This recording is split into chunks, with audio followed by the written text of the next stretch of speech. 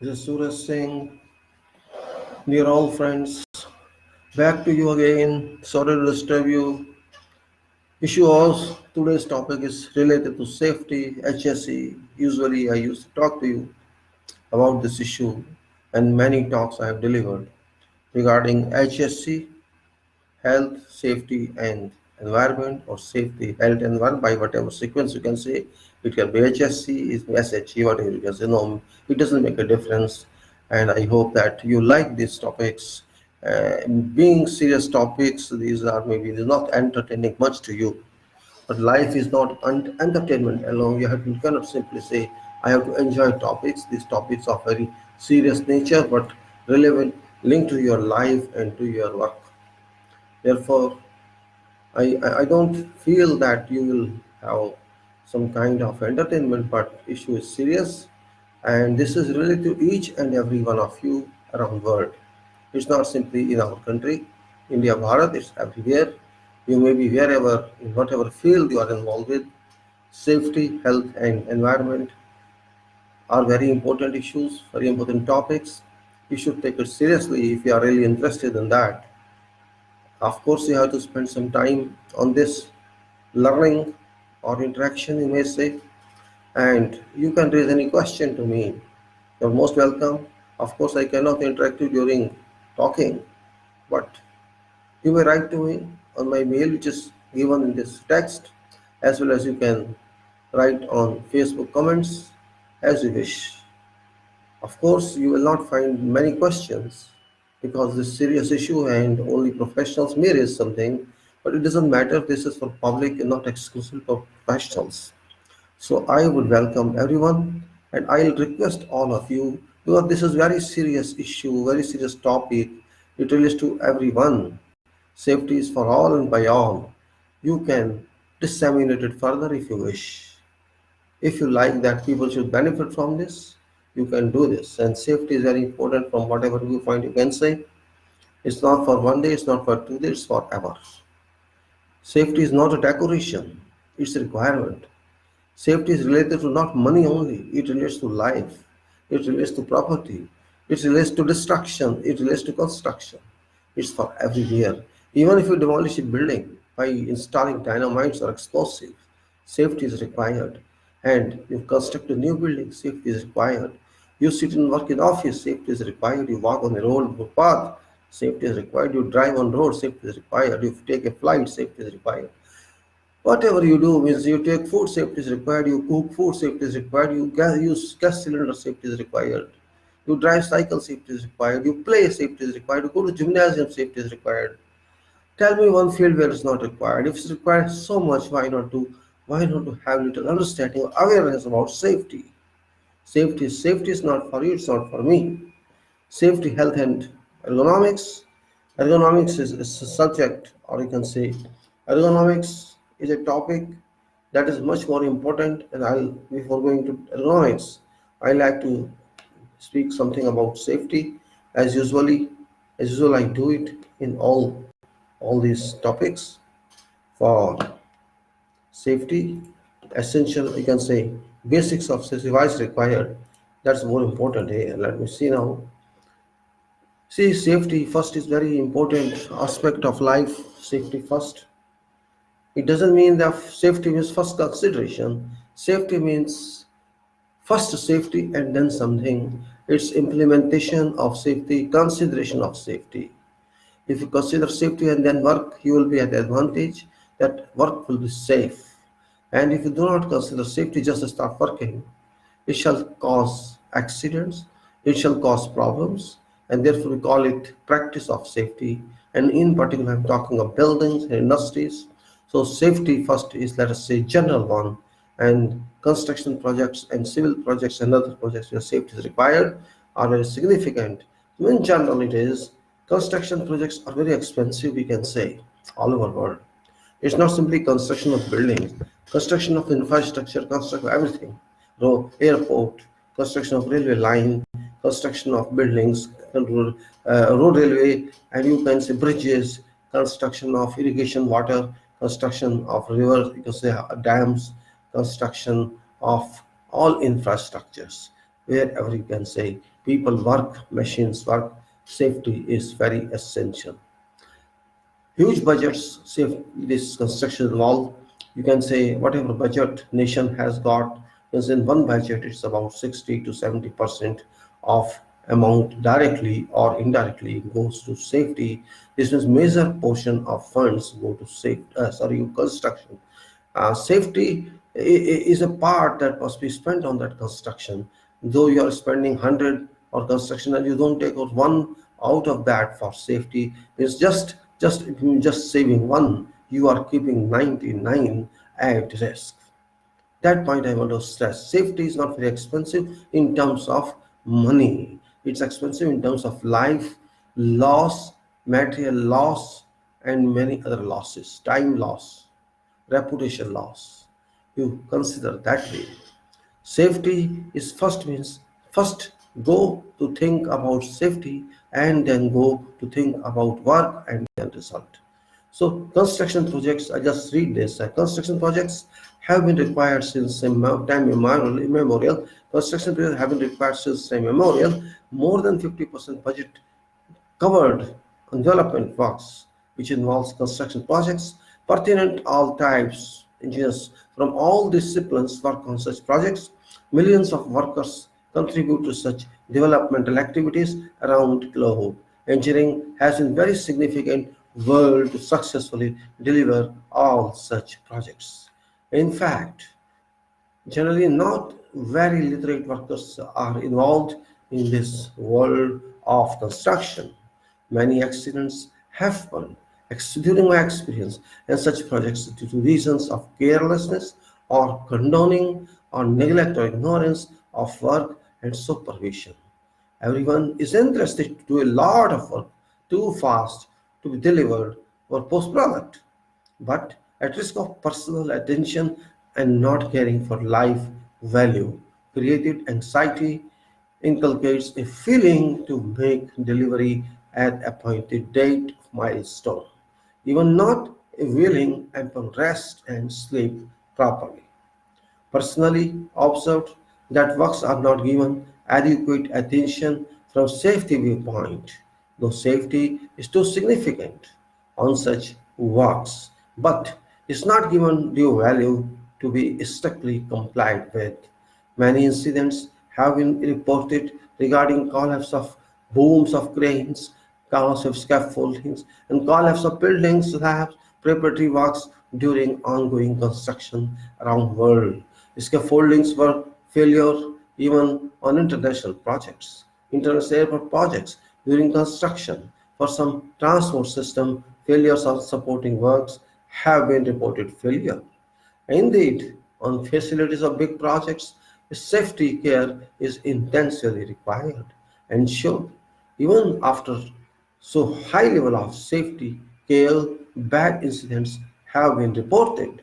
Understand my duty to share my experience about whatever I learned in safety for requirements with fellow professionals and others and who are working in engineering, construction, sales, or else, so that experience dissemination is duly affected, which is very basic requirement to have interactions with people, to teach them something and to learn from their experiences so that further improvements can be achieved, which is a basic requirement. Feedback is very important to get innovations and to resolve further. It is not common safety, it includes common safety as well as safety to be covered with, safety to be designed and to understand further. Included with this talk, many topics have been included for project construction safety respecting practical aspects and activities conducted. Only few statements have been included that may cover a large scope of common construction faced by common engineers and others, in particular to help support problem solution that are faced by budding engineers. Many safety management statements have been included from policy making to tools handling and then taking off to actual works on site. All activities could not be covered yet. An idea has been conveyed about questions in my mind. More statement methods about how to handle safety issues can be developed further for 35 chapters include involving Matthew states The methods, the line management, the site middle and executive management. Certain sketches have also been composed for information purpose to apprise about requirements. Chapters happening based on the actual works effectively in fields as a part of office engineering, field engineering, management without including imaginations. Many uses of information have been used to produce this work. A model organization chart is also included and also been included just for reference only. Certain activities have been mentioned that requires check on site. Hope you will find it interesting for purpose of understanding so that safety can be achieved. And presentations are therefore very useful. My interest is to request all those who are professionals and working in field and those not professional but doing that just to trying to get more and more writing in support of safety, health, and environment and disseminate that to those who need that for achieving more and more safety around the world and to assist those aspiring professional engineers, other engineers who are unable currently to refer to certain practical books. It's my interest, spiritual interest to produce certain works that may help engineers for continuous professional development activities. I have started other works respecting construction method statements, plant, facilities procedures, and site-based management and document under working. Publication how we shall depend upon what interest you got in this. You're successful, find them published on even internet.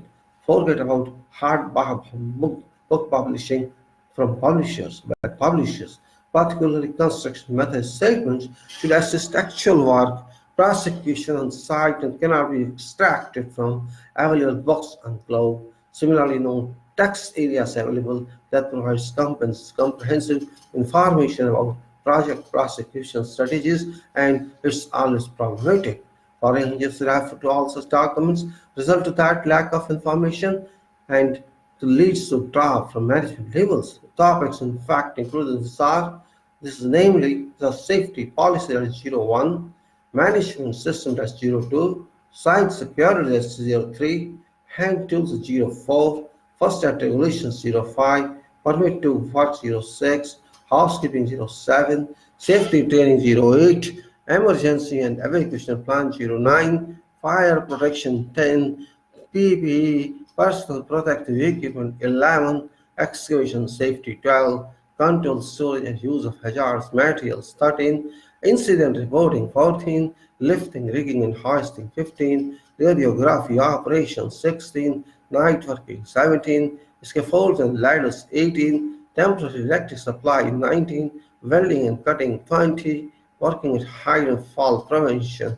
21, abrasive wheels 22, construction and environment controls 23, hazards control 24, confined space entry 25, road safety and vehicles operation 26, reverse system 27, compressed gas cylinder 28. I have just included before up to 28 as compressor gas cylinders, and remaining are heat stats 29, safe practices 30, disciplinary enforcement 31, safe work 32, inspection and audits 33, plants facility 34, construction safety relevant sketches 35, safety related sketches 36, organization chart, and then I have included certain URLs on script. Certain files are available on script.com and its URL are available on text of this video. If you go down, you can go through those files. They are not posted text here because it's not easy to post text and save it. So I just put those files there. You can see files 26, 27, like that. These are given here on this text. You can open that, you can download that and see what I'm talking of if you're so interested in. And it is very important that if you keep in touch with that and learn more, you can just give more suggestions. And important thing is about this topic is safety, health and environment. And safety means safety for everybody. And energy you are involving. Energy is very important for everybody. Energy is used in work, and energy can be abused and used properly. Everybody has energy. We have to see this file is also available. Ergonomics file. It's not original by me. It has been taken from various websites, and this ergonomics is also script.com document is real ergonomics, what it is all about from institutions and taken down. So you can say ergonomics, which I'm talking of, is energy value, or it can be said that work value. Now, for example, it says ergonomics for human factors, or human factors means ergonomics is related to human factors. It is a kind of scientific discipline concerned with understanding of interactions among humans and other elements of a system and profession that applies theory principles, data, and methods to design in order to optimize human well-being and overall system performance. I read once again, it's very important. Ergonomics, or human factors, is a scientific discipline concerned with understanding of interactions among humans and other elements of a system and profession that applies theory, principles, data, and methods to design in order to optimize human well-being and overall system performance. Ergonomics is a scientific discipline concerned with understanding of interactions among humans and other elements of a system and profession that applies theory, principles, data, and methods to design in order to optimize human well-being and overall system performance. So this is not just a system of one factor, it's a system comprising many factors of work on work, understanding of interaction among people and other elements of system, for example, machines, equipment, and theory and principles, data, methods, all require to understood. It's not that easy that you can immediately understand one go. Ergonomics relates to products, it relates to jobs, it relates to tasks, it relates to human-centered design, it relates to organization, it relates to environment, and many more such concerns. Ergonomics helps harmonize things that interact with people in terms of people's needs, abilities, and limitations. Practitioners of ergonomics, and ergonomists contribute to design and evaluation of tasks, jobs, products, environments, and systems in order to make them compatible with needs, abilities, and limitations of people. Derived, okay, somebody says, I'm not saying, I'm just quoting this. Derived from Greek ergon, work. They call it work. I also acceptance of this, but I may add to that. For me, it's not simply work, it is energy. Energy, work, okay, they call it work. But work is also energy. Work is linked to energy. So derived from this work. Greek ergon means work, ergon means work, and nomos means laws. Laws relate to works. So they cover it under that name. As I say, energy management is, to my understanding, well, this is no dispute at all. After all, it's a subject to denote science of work. Ergonomics is a system-oriented discipline which now extends across all aspects of human activities. Practicing ergonomists must have a broad understanding of full scope of discipline. That is, ergonomics promotes a holistic approach in which consideration of physical, cognitive, social, organizational, environment, and other relevant factors must be taken into account. Ergonomists often work in particular economic sectors or application domains. Application domains are not mutually exclusive and they evolve constantly. New ones are created and old ones take on new perspective. So this is very important. Let me just say ergonomics denotes a science of work. Ergonomics, which is a system-oriented discipline which now extends across all aspects of human activities. Practicing ergonomists must have a broad understanding of full scope of discipline. that is ergonomics. Ergonomics promotes a holistic approach in which considerations of physical, cognitive, social, organizational, environmental, and other relevant factors are taken into account. Ergonomists often work in particular economic sectors or application domains. Application domains are not mutually exclusive and they evolve constantly. New ones are created and old ones take on new perspectives. There exist domains of specialization within discipline, such which represent deeper competencies in specific human activities, attributes, or characteristics of human interaction. Domains of specialized within discipline of ergonomics are broadly following, let us say, physical ergonomics, which we call it physical ergonomics, means physical ergonomics is concerned with human anatomical, anthropometric. Physical ergonomics is concerned with human anatomical, anthropometric, physiological, and biomechanical characteristics as they relate to physical activity.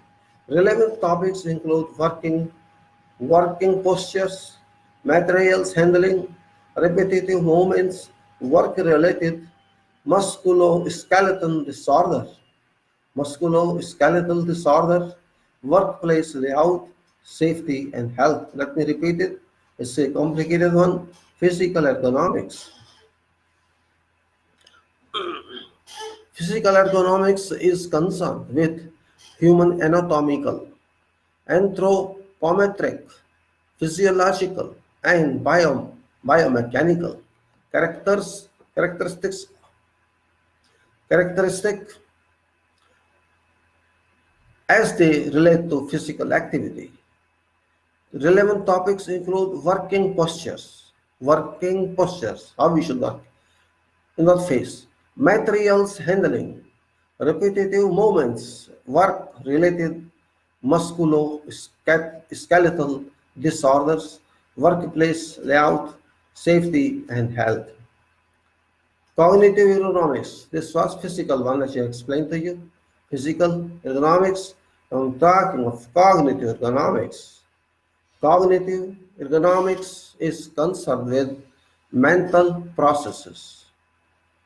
Mental processes such as perception, memory, reasoning, and motor response as they affect interactions among humans and other elements of a system. Relevant topics include mental workload decision making, skilled performance, human computer interaction, human reliability, work stress and training, as these may relate to human system design. After that, you can say organizational ergonomics. Organizational ergonomics is concerned with optimization of socio-technical systems, including their organizational structures, policies, and processes. Relevant topics include communication, crew resource management, work design, design of working times, teamwork, participatory design, community ergonomics, cooperative work, new work, paradigms, virtual organizations, telework, and quality management. This is organizational economics, which can be said that concerned with the optimization of socio-technical systems, so including their organizational structures, policies, and processes. Relevant topics include communication, crew resource management, work design, design of working times, teamwork, participatory design, community ergonomics, cooperative work, new work, paradigms, virtual organizations, telework, and quality management. Many people suffer because their conditions at work and at home are incompatible with their needs. abilities, and limitations. This situation affects their safety and welfare, as well as that of organizations and societies around. Then high technology can make our lives more efficient. Sorry, high technology can make our lives more efficient and exciting. However, fascination with technology and overly ambitions, ambitious business expectations can cause us to overlook human factors risks. Neglecting these risks can have serious effects on manufacturers, suppliers, and service enterprises. Therefore, economics and human factors will be more important in post-modern era than when it was first introduced in 19th century. Let us say next on human connection. Human connection, you can say, at Chartered Institute of Ergonomics and Human Factors, our is regarding UK, they are just quoted from that. A Chartered Institute of Ergonomics and Human Factors, our Royal Charter obliges us to demonstrate to a wide audience how an ergonomics and human factors approach adds value to virtually every aspect of life from devices you use at home to transport your take work you do. I think this is incredibly important.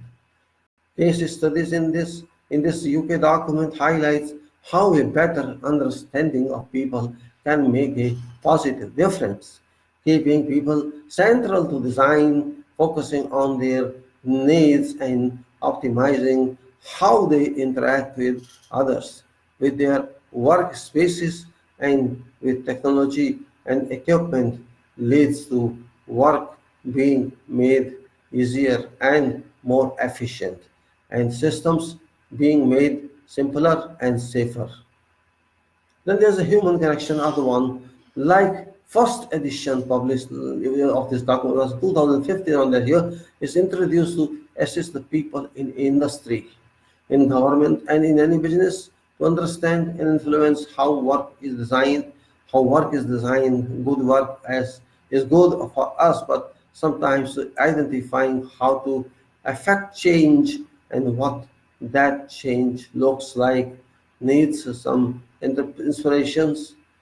If if reading these case studies stimulates ideas on how you can influence or bring about change for better using economics and human factors to inspire you, then our job is done. This is what they say. And this was shown by Dr. This is by Dr. Claire, CIEHF President 2017, 18 selected case studies. So it was taken from that. So this is what I have to say regarding economics, which is a good subject for grasping. If you want to grasp it, it's good. And if you just don't care about this, unknowingly, and say something. Because ergonomics is ergonomics, and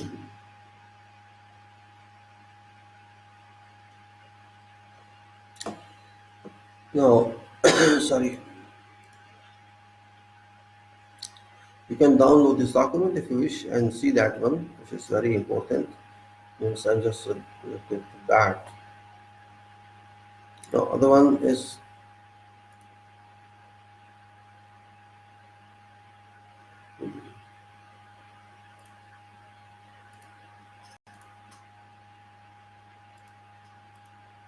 now I'm going to chapter 29 of ergonomics. Ergonomics, now you will understand what ergonomics I'm talking about. There are two definitions. One, I say that it's related to energy management on work and body and human resources and everywhere, how you are using your energy. And you should feel happy on using your energy. You should feel happy when you are working. And if you don't feel happy when you're working, you feel physically stressed, mentally stressed, or you feel sick, or you feel you are not happy with that work, means there is something wrong somewhere regarding ergonomics head management. Something exists which is not acceptable. One Once you work is considered worship. And when you are worshipping, you must have faith in yourself, you must have confidence in yourself, you must be sure that whatever you are doing is safe. For you, it is safe, and for those others who are working with you, it's safe for each and every one of them. You must have that kind of feeling to get better results, good results, sustained results. Otherwise, you will find deficient result. You will find regret in that. Oh, I done this, it would have been like this. That kind of expectation should be avoided. You should be sure what I am doing, it shall give me results. Of course, time management applies. It may be short of time you got in or long time. What decided time is. That is the real. So ergonomics for me is energy management, how best you can energy, that is given work tasks also in certain languages.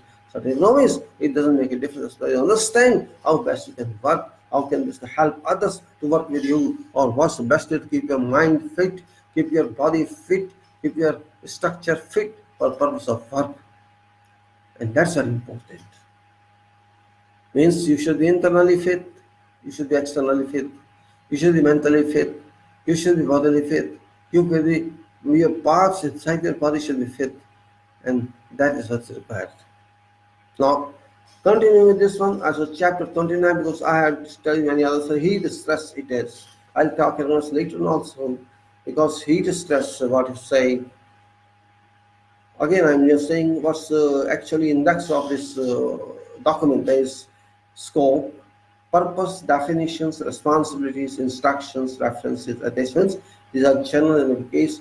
And scope, let's start with this. Procedure applies to all personnel working on construction sites. This for all. Purpose.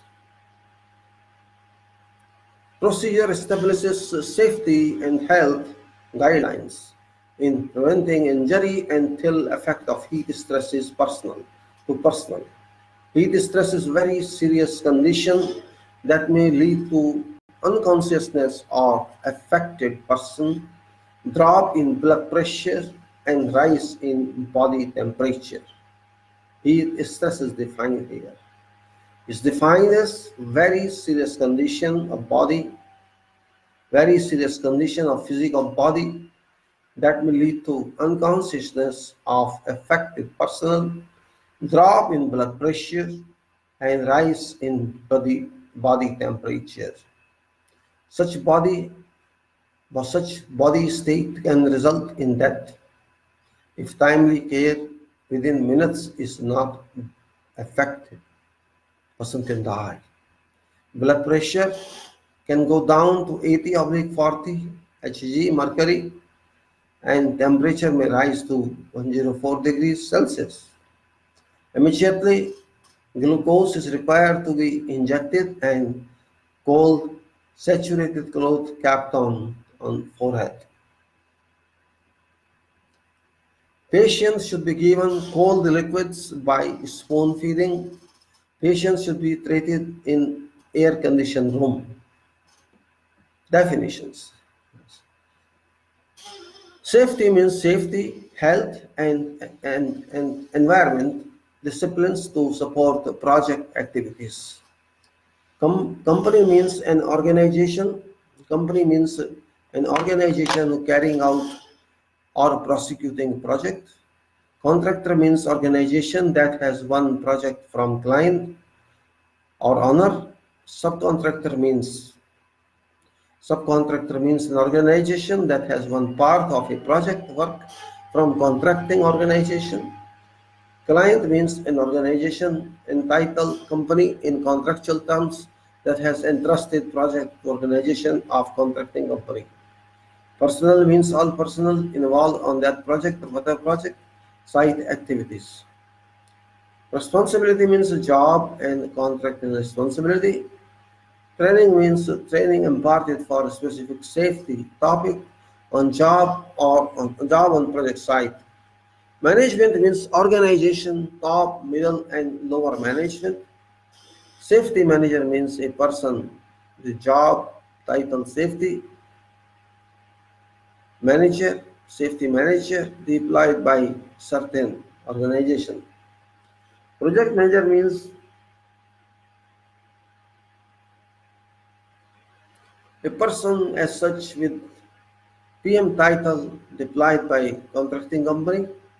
Engineer means a person appointed by client or client company for an overall project responsibility. So here you can say employer is project owner, and heat stress is usually a result of work being performed at elevated temperature. Contributory factors may also include a decrease of natural body ventilation by protective clothings, namely chemical and impervious suits. Heat stress is usually a result of work being performed at elevated temperatures. Contributory factors may also include a decrease of mental temperature, decrease of natural body ventilation. Contributory factor may also include a decrease of natural body ventilation by protective clothing, namely chemical and impervious suits. So, if body's physiological process, if body's physiological processes fail to maintain a normal body temperature because of excessive heat, a number of physical reactions can occur. A number of physical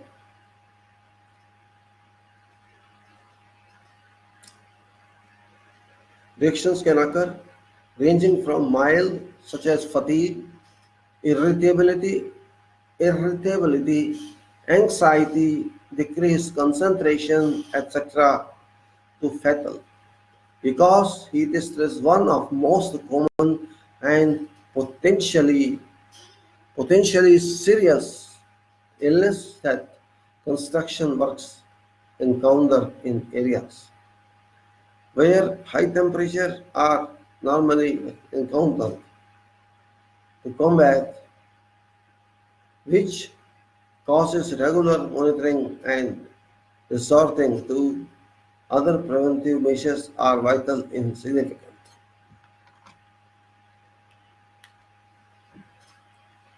Responsibilities in general respecting certain contracting positions. I usually discuss this in every talk of safety, just for those who are joining new and just for others as well to refresh what these are. Project manager responsible for overall obligations to provide schedule all resources, direction, engineering solutions. Site manager responsible for overall site prosecution, management over works and subcontractors. Site safety officer responsible for overall safety management.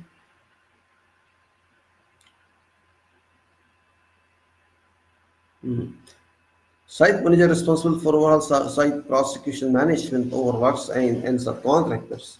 Site safety officer responsible for overall safety management on site and report to project manager. Site construction manager, corporate safety manager. Construction manager responsible to arrange all safety related resources and provide site team all requirements. Project site engineer responsible to carry out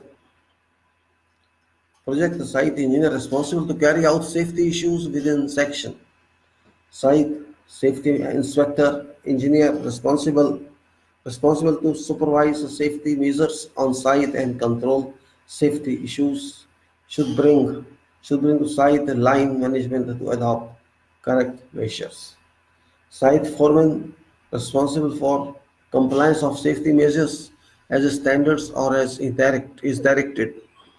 An individual working on site responsible to maintain safety measures in case missing should bring to site team attention. Responsibilities, let us discuss this also. Site manager has an overall responsibility for ensuring that this procedure is and followed understood and followed by all people, including subcontractors, personnel on site. EPC contractor and subcontractor supervisors, ECB contractor and subcontractor supervisors are responsible to ensure that personnel under their control are educated and educated in cognition, understanding symptoms, and applicable treatment for various forms of heat stress. Supervisors Supervision shall actively monitor workforce for signs and symptoms of heat stress. Site HSC manager shall Site HSC manager shall ensure that requirements of these procedures are communicated to personnel in organization through education, toolbox talks, and relies with medical department in identifying trends and concerns with regard to cases of heat stress. Medical personnel shall ensure that sufficient quantities of electrolyte and other forms of treatment are available in many medical centers for handling of patients suffering from heat-related illness.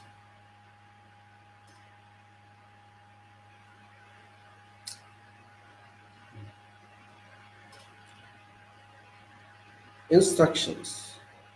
Now we have to take preventive measures. It's also important.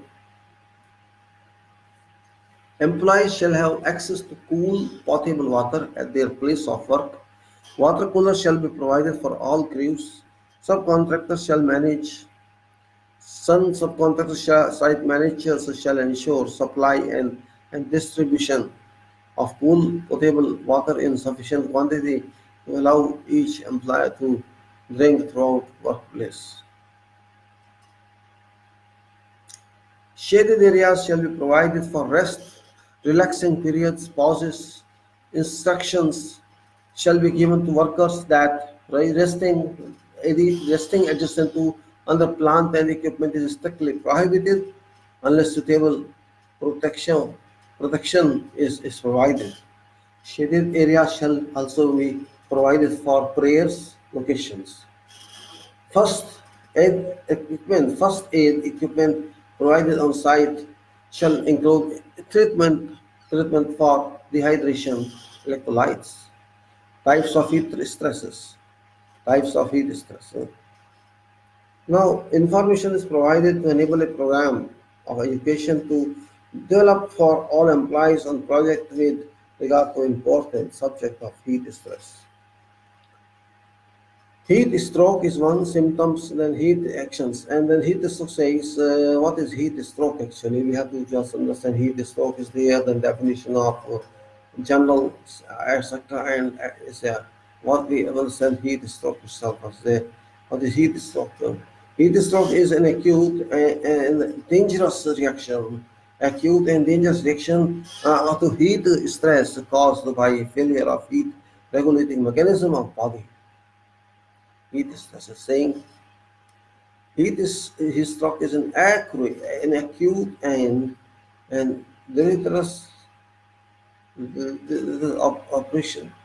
Okay, heat stress is an acute and dangerous reaction to heat stress caused by failure of heat regulating mechanism.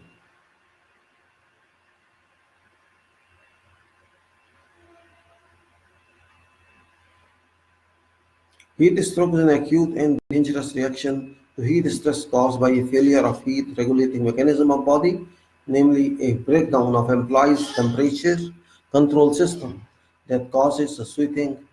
Body temperature may rise to so high that brain damage and death can result. If patient is still not down, cooled down quick expeditiously.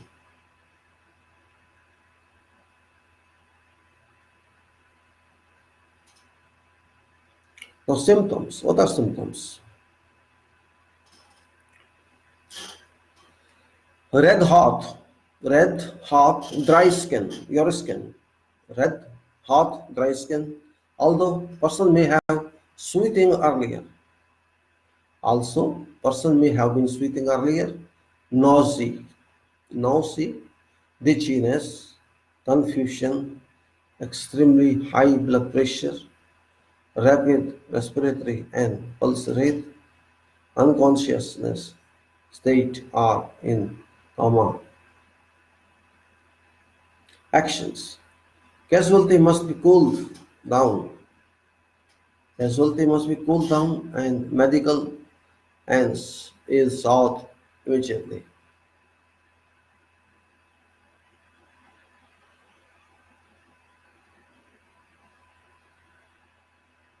Alright, heat.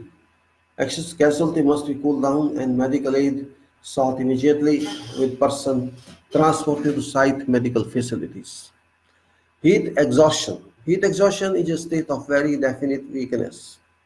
Heat exhaustion is a state of very definite weakness or exhaustion caused by loss of fluids from body. This condition is much less dangerous than heat stroke. In this case,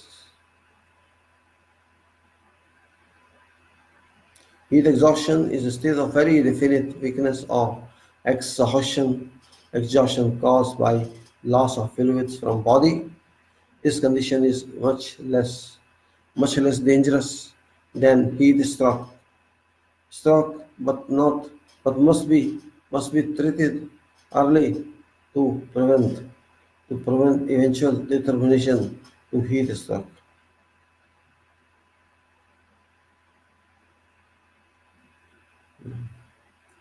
Symptoms, you can say heat exhaustion again.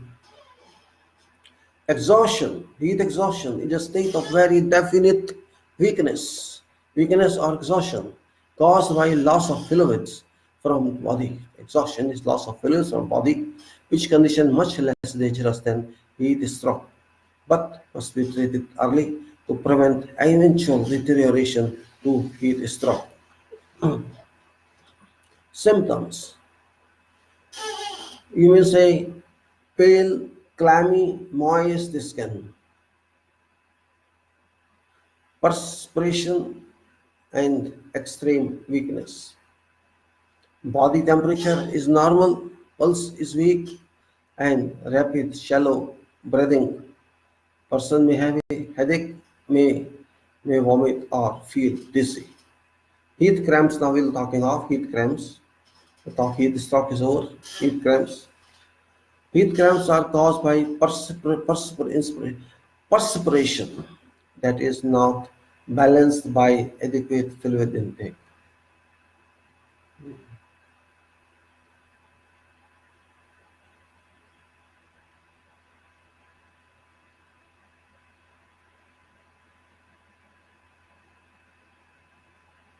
Okay. Heat cramps are caused by perspiration that is not balanced by adequate fluid intake. How heat cramps are often by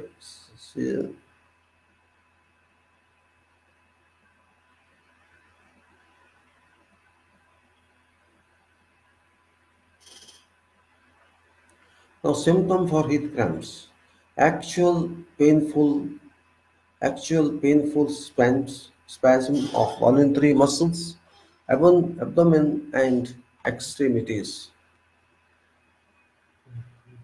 Actual painful spasm of voluntary muscles and that's namely abdomen and extremities. A heat rash. What is heat rash? It's caused by continuous exposure to heat and humid air and condition aggravated by chafing clothes. Conditions decrease ability to tolerate heat. Heat rash it is. Just rash means caused by continuous exposure to heat. Continuous exposure to heat is different. Dangerous, but it is heat rash. Continuous exposure to heat and humid air condition aggravated by chafing clothes. Conditions decrease ability to tolerate heat. And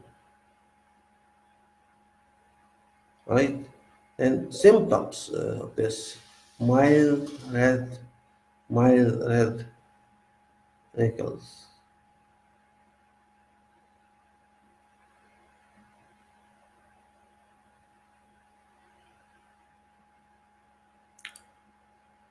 mild rash, especially in areas of body in contact with protective gear. All these conditions must be reported to medical center and treated as soon as possible.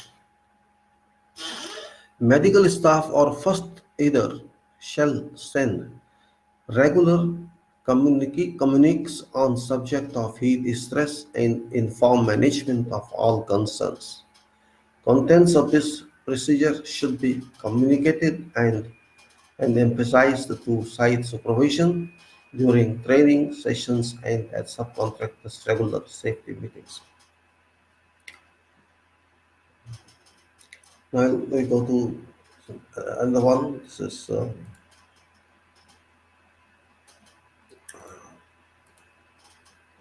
safe practice. This chapter 30, safe practice.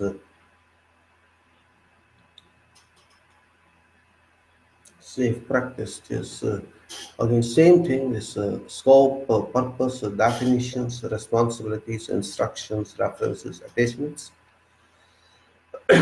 Sorry. Now, these instructions require to be followed by all contractors, vendors, and subcontractor personnel engaged in construction of projects because this is practice, safe practice. This is say purpose is to identify minimum requirements for environmental, safety, and health practices, for assessment of requirements for safe work practice on all areas of project, including all disciplines. SHE may necessitate varying arrangements to carry out construction work safely, which provisions should be known prior to taking off activity. Assessment of requirements for safe work practice on all area of project, including disciplines, all disciplines. Safety may necessitate varying arrangements to carry out construction works safely, which provisions should be known prior to taking off activity. And definitions are same safety, HSE, safety, health, and environment. Company means whatever it is. Same definitions. And I'll skip this one just to waste time for what. And I'll go to, and it says engineer means a person appointed by client or client company for an overall supervision or responsibilities. The employer means owner and contractor means CPC or whose contractor's name. HSE and S is health, safety, environment and security. HS and EP is health, safety and environment plan. Supervision is includes all personnel who have responsibility for controlling actions of others. ELC is earth leakage circuit breakers and PPE is personal protective equipment. MSDS is material safety data sheet. Material safety data sheet is very important for information purpose because that shall tell you all about the material. ROPS is roll over protective structure. Confined space, all they discussed before, yet fresh start. Confined space is space where access or egress is limited, where oxygen deficiency may occur, or where toxic substances or other hazards may accumulate in a restricted work area. Confined spaces include tanks, vessels, hoppers, bins, tank cars, steam boilers, conveyor tunnels, coal bunkers, sumps, ducts, scrubbers, manholes, sewers, etc. Responsibilities of general respecting certain contact positions, the same as I explained before. Project manager, site manager, safety officer, construction manager, project site engineers, all same typical. So why not to skip this responsibilities? Nothing special. Let's roughly for supervision shall be thoroughly familiar. With this procedure, with all that during course of work, each supervisor who directs activities of employee shall monitor work activity. So all same. So now instructions instructions now. Orientation training, refer to project procedure. Safety training, okay. Emergencies and evacuation, refer to project procedure. So emergency and evacuation procedure. Incident reporting procedure. Occurrences which result in property damage, injury or near miss. Events that have potential for injury or property damage shall be promptly reported to supervision and health safety and health manager, followed by a report compliance. Miracle vehicle operation training. Already must have been discussed somewhere in the chapters. Yet because it's a different says in this chapter which is like I can say safety as use safety or photo safety. Licensed and authorized drivers shall operate motor vehicles. All posted informed barriers, warn speed. All posted informed warns speed limits and other traffic signs shall be strictly observed where weather or other conditions dictate additional precautions must be taken. Seat belts shall be worn at all times with no excuse. Employees are prohibited from riding on loads, fenders, running boards, sideboards, tailpiece, gate, and back off. First, back off, pickup trucks. All vehicles in use shall be checked at beginning of each shift to ensure that all parts, equipments, and accessories that affect safe operation are in proper operating condition and free from defects. Employees shall be instructed not to operate any unsafe vehicle. Operators or drivers shall report unsafe vehicles to their supervisors and all defects shall be corrected before vehicle is put back to service. Unattended vehicles must not be left with their engines running. Drivers must not move vehicles until passengers have well seated and complied with all safety practices. Drivers shall not use a motor vehicle or earth moving or compacting equipment which they have an obstructed view to rear unless vehicle has a reverse signal alarm distinguishable from surrounding noise level or vehicle is backed up only with an observed banksman signals and that is safe to do.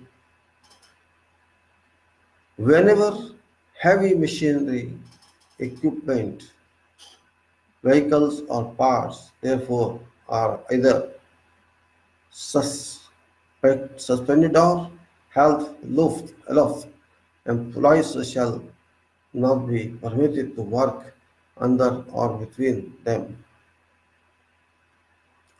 unless vehicle is on jacks, stands or lamber.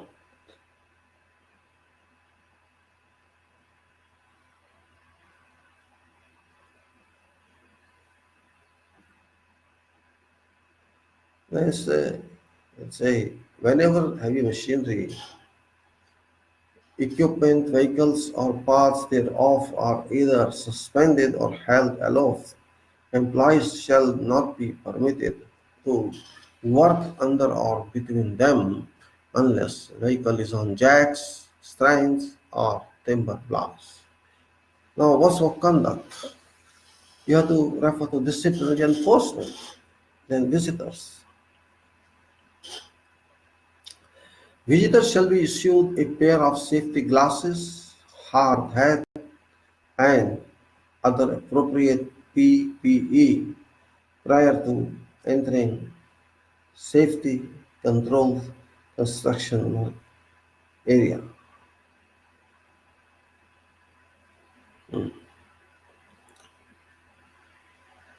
Persons escorting and allowing a visitor onto project facility are responsible to see that the visitor is wearing requested or required PPE, personal protective equipment (PPE). Refer to HSE procedure, that is personal protective equipment. Everything is given there, but yet dress requirements. All personnel are required to wear clothing appropriate for work being performed. Personnel on site shall not wear shorts. Persons working near moving machinery must wear suitable clothing that prevents contact between contact with moving components. Clothing soaked with grease, paint, thinner, solvent, or similar material shall not be worn.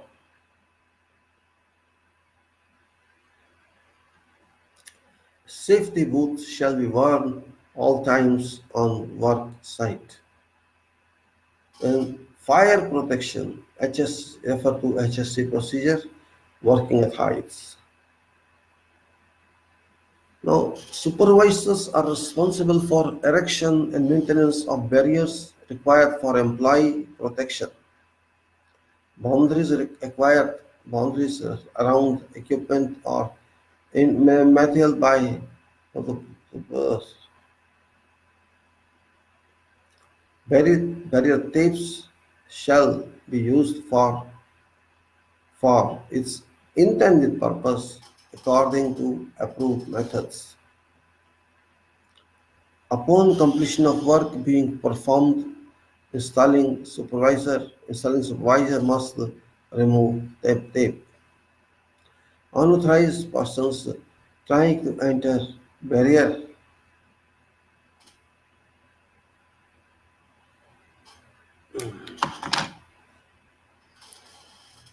upon barrier tape shall be used for its intended purpose according to approved methods.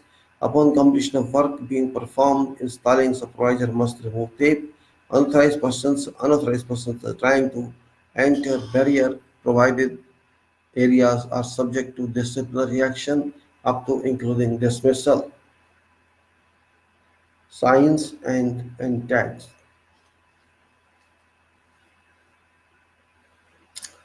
Contractor and subcontractor manager supervisor are responsible for ensuring that signs related to warnings, precautions, notices, and other information pertinent personnel rules, accessories, and closures are provided in pictorial or multilingual forms.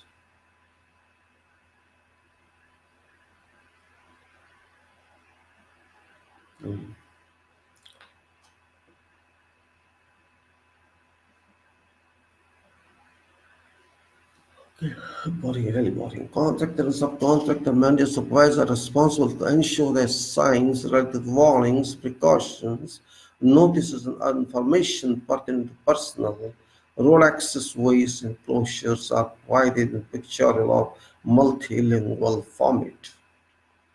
Subcontractors are responsible for displaying signs related to their scope of work, sign required at compressed gas cylinder storage area, fuel loading stress areas, etc. Scaffolds and platform refer to such where it's given scaffolding, radios, and electronic equipment. Radio, CD player, cassette tape player, and other personal equipment are prohibited from worksite. Work in operating plant and battery-powered equipment is prohibited unless approved for being used in hazardous areas and floor and written permission has been obtained from operating authority. If you want to use them, you must have permission of authority. If you want to use, let's say, floor, roof, wall, and platform openings. Floor, roof, wall, and platform openings. Proper precautions must be taken to ensure that floors, roof, wall, platform openings are guarded or covered and marked to warn all personnel of potential hazard. This includes installing temporary handrails, madrails on two sword.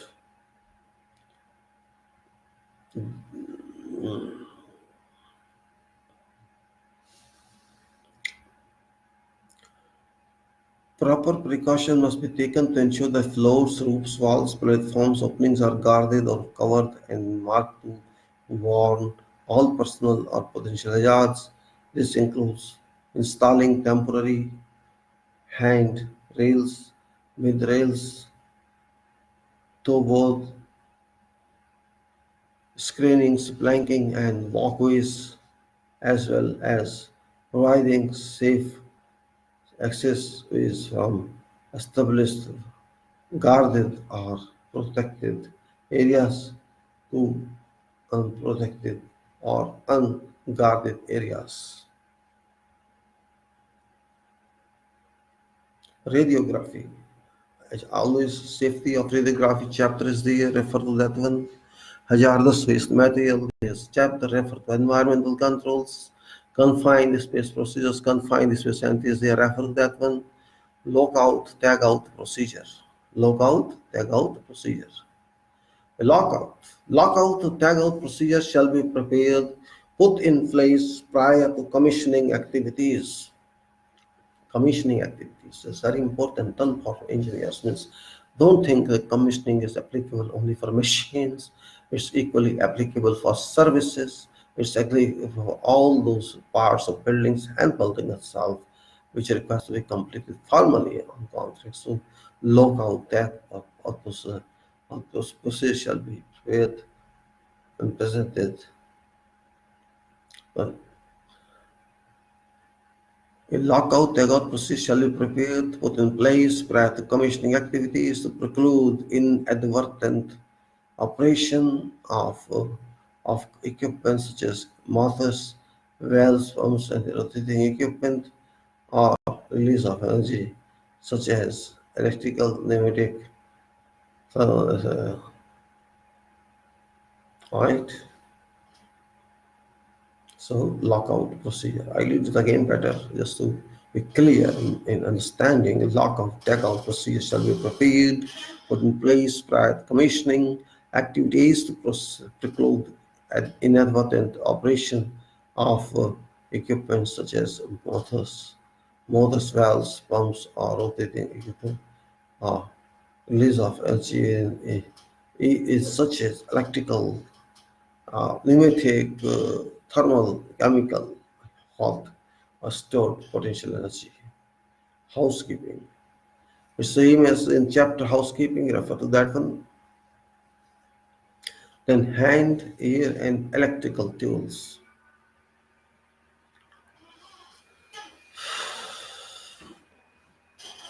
Sorry, no problem. Hand, air, and electrical tools.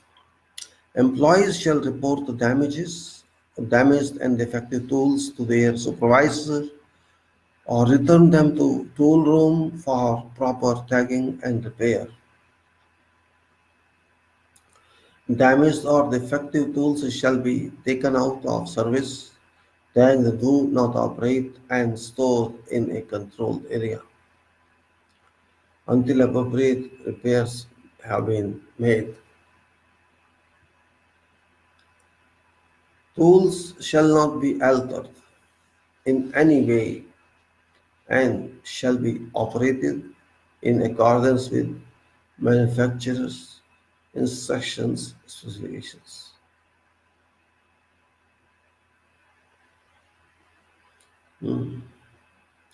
Tools shall not be altered in any way and shall be operated in accordance with manufacturer's instructions, specifications.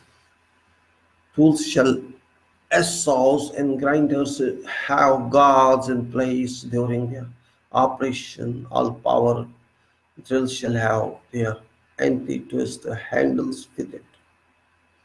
Persons who operate earth compactors.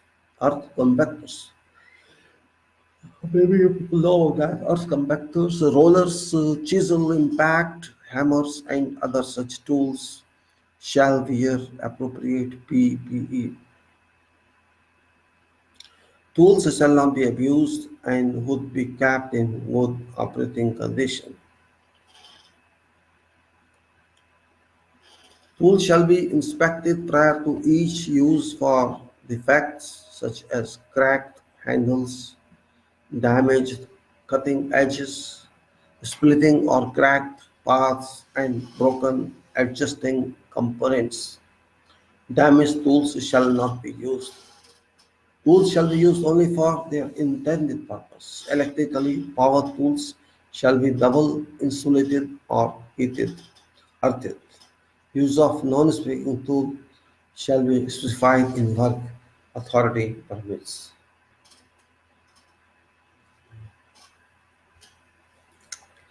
Pressure of compressed air used for cleaning purposes must be low to prevent dust and debris from creating hazards. Compressed air shall not be used for cleaning or blowing dust from any part of body or clothing. Airline horses.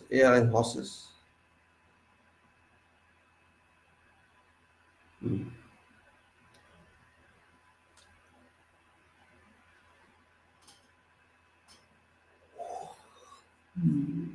Airline hoses for tools and other equipment shall be secured together to prevent uncontrolled whipping in even horse coupling becomes weird while being under pressure.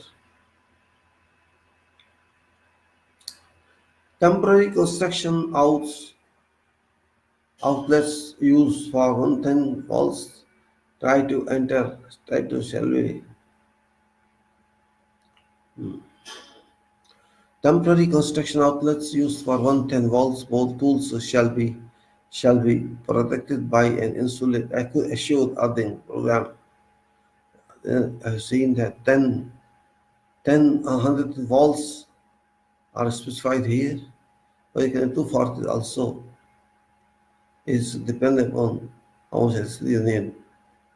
Yes. Then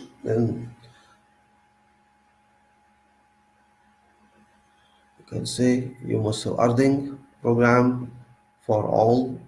This is temporary construction outlet used for 110 volts. Tools shall be protected by earthing program, assured earthing program. Portable grinders shall be provided with the hood type guards. You know what hood is? Hood type guards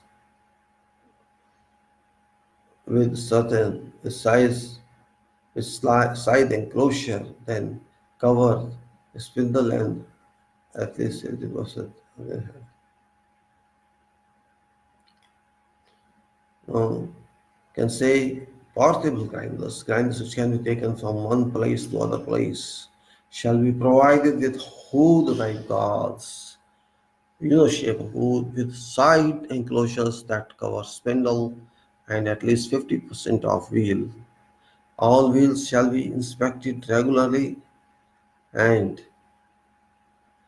regularly for inspection of possible fractures. Bench grinders shall be equipped with deflector shields,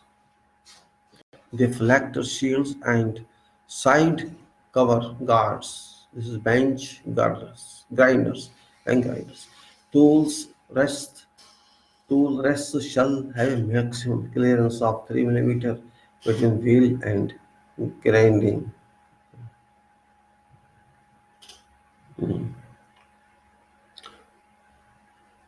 Tool retainers shall be installed on portfolio tools which require them to be fitted.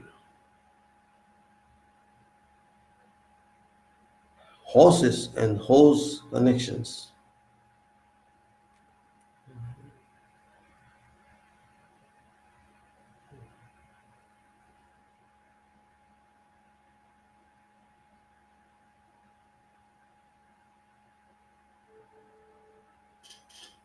Okay.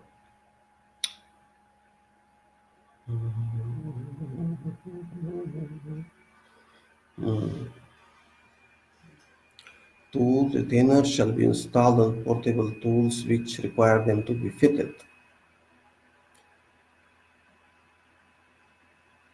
Bench grinder shall be equipped with deflector shields and a side cover gas, which you have done already. There's a 3 mm gap with wheel and stone with a then pull rest allow maximum clearance of 3 mm between wheels and grinding stone.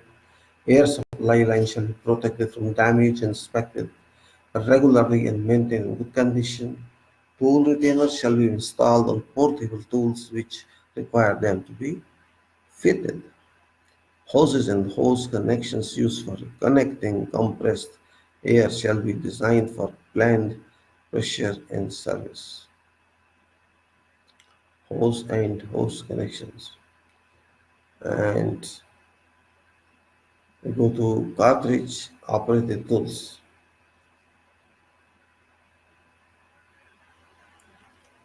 Employees who have been trained and certified shall be allowed to operate a cartridge operated tool. No one else.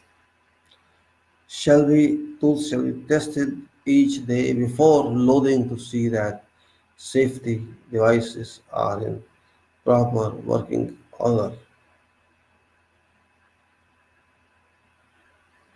Method of testing shall be per manufacturer's recommendations.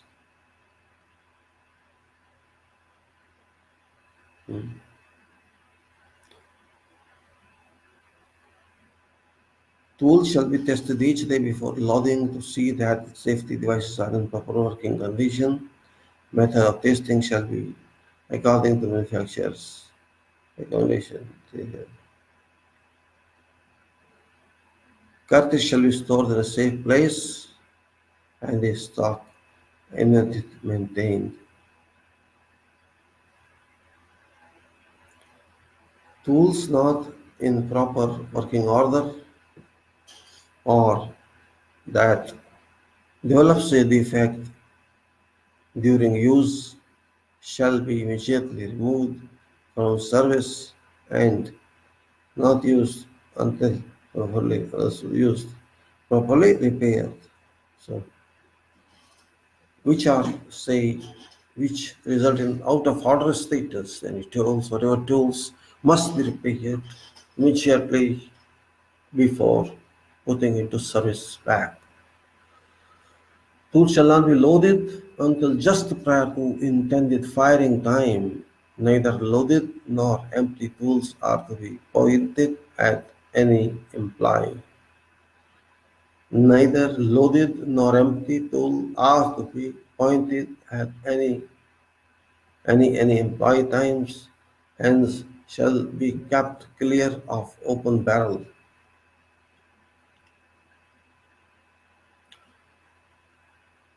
Hence shall be kept clear of open barrel and loaded tools shall not be left unattended.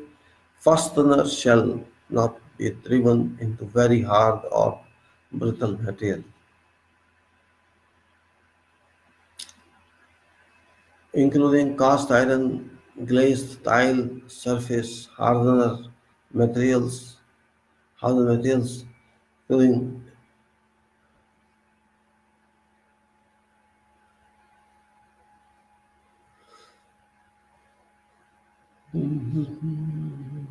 neither loaded nor empty tools are to be pointed at any employee, hence shall be kept clear of open barrel and loaded tools shall not be left unattended. Fasteners shall not be driven into very hard or brittle materials, including cast iron, glazed tiles, surface hardener, steel, glass block, livestock, furnace. transparent or hollow tile. Fasteners shall not be driven into thin or soft materials unless a protective backing is in place.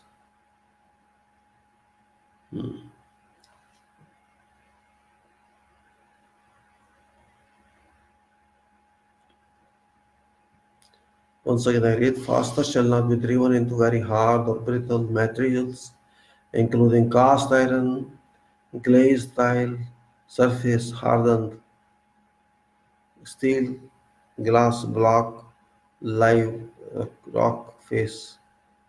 Fa- uh, hmm. Fasteners shall not be driven into thin or soft materials unless a protective backing is in place to prevent it from passing right through and becoming a flying missile and an injury potential. So flying missile is fastener shall not be driven into thin or soft material unless a protective backing is in place to prevent it from passing right through and becoming a flying and miserable so prevent it from passing right through and becoming a flying missile and an injury potential. No fastener shall be driven into a spalled area caused by an unsuspected fastener. Tools shall not be used in exclusively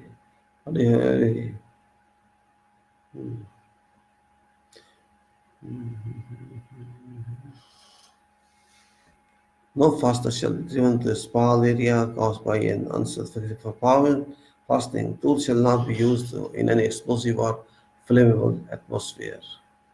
All tools shall be used with correct shield, guard, or attachment recommended by manufacturer and even protection must be used. Welding and burring. Welding and burring.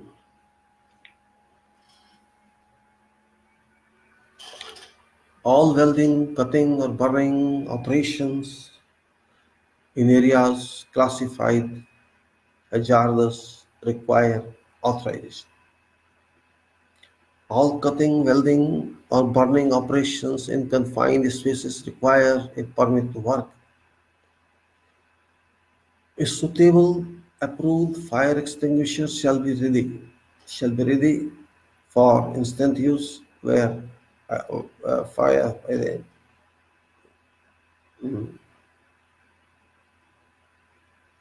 All cutting, welding, and burning operations in confined spaces require a permit to work. A suitable approved fire extinguisher shall be ready for instant use where welding is being performed. Screens, shields, or other safeguards shall be provided for protection of personal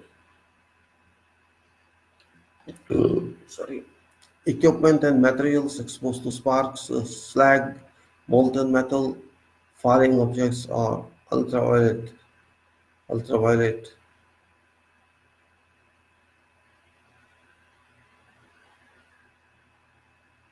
exposed to sparks, slag, molten metal, falling objects, or ultraviolet infrared radiation.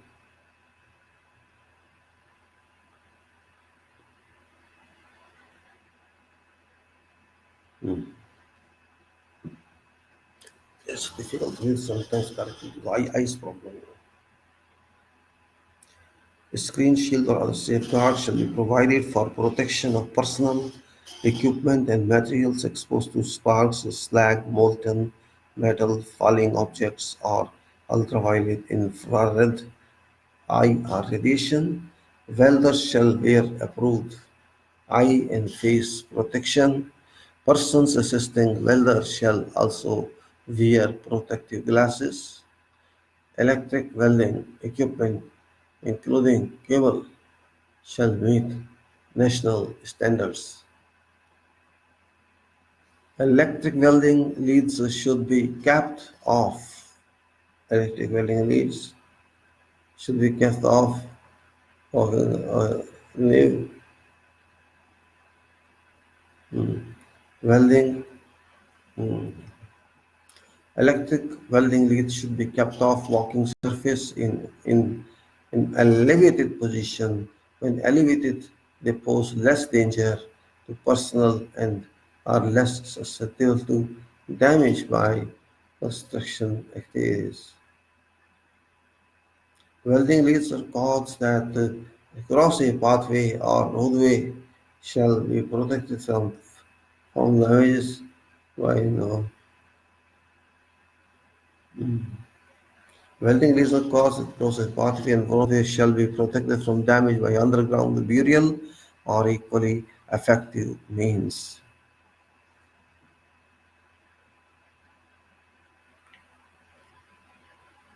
So this electric is very important. When elevators say they pose danger to personnel and are less susceptible to damage by construction activities, and welding leads with broken insulation shall be taken out of service. So, say broken insulation shall be taken out of service or repaired by electrical department.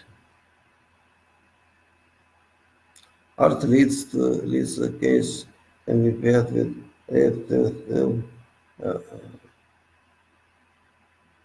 hmm.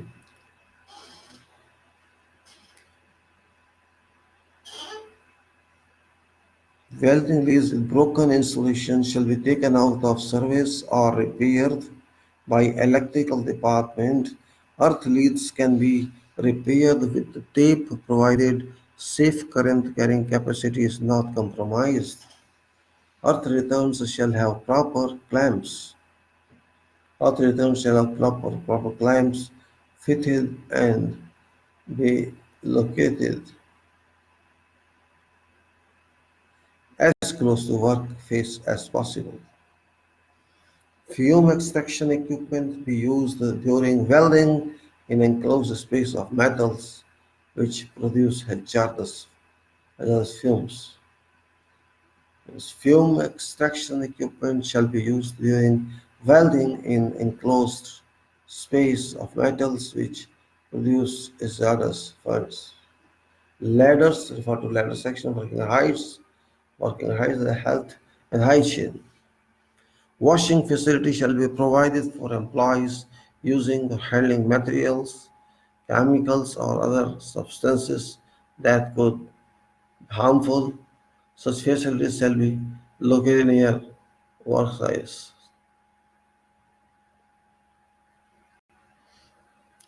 Uh, says such washing facilities should be provided for employees using material, chemicals, or other substances that could be harmful.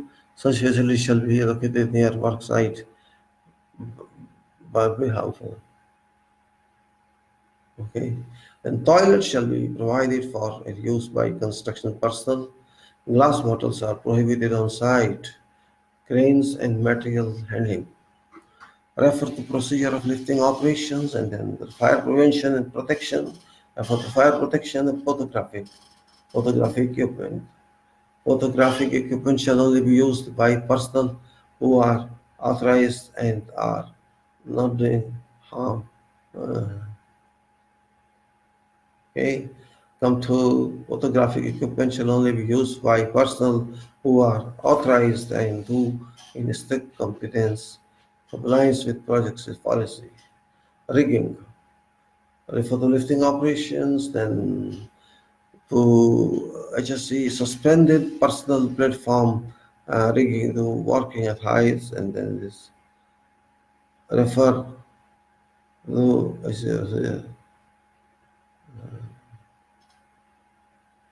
okay.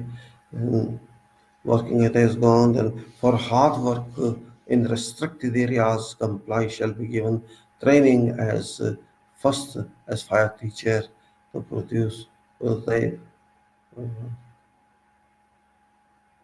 Then you can say safety watches for hard work in restricted areas. Otherwise, okay. Hot work in restricted areas, employees should be given training as fire watches. They provide fire protection, excavation and trenches. This is for reference, excavation trenches, excavation safety, then go to excavation safety, and then hazard control. Electrical equipment, refer to HCSS.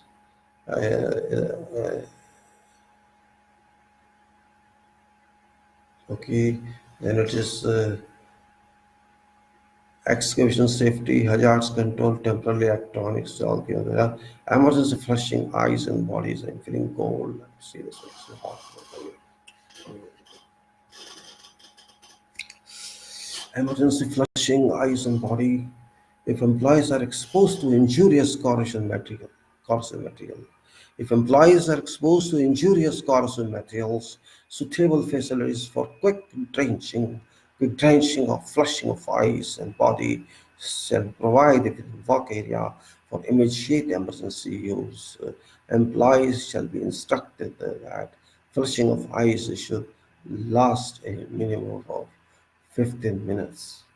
And so it's important area, employees are exposed to injurious corrosive materials, suitable facilities for, if employees are exposed to injurious corrosive materials, I'm reading again, suitable facilities for quick drenching or flushing of eyes and body shall be shall be provided with area for impaired process. Employees shall be instructed that flushing of eyes should last a minimum of 15 minutes. Office safety, general instructions.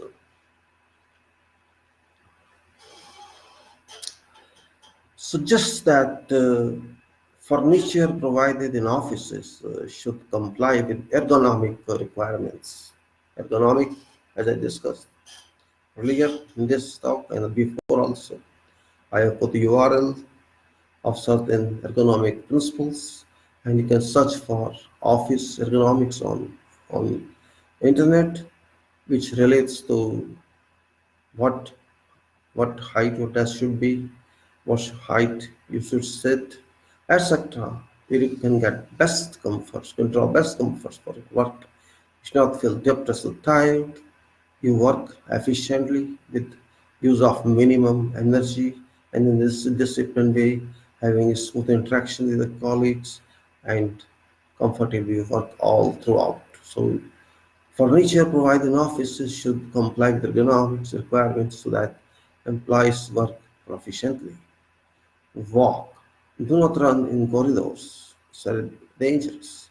Do not run in corridors or on stairs and use handrails where provided. Don't stand in front of closed doors.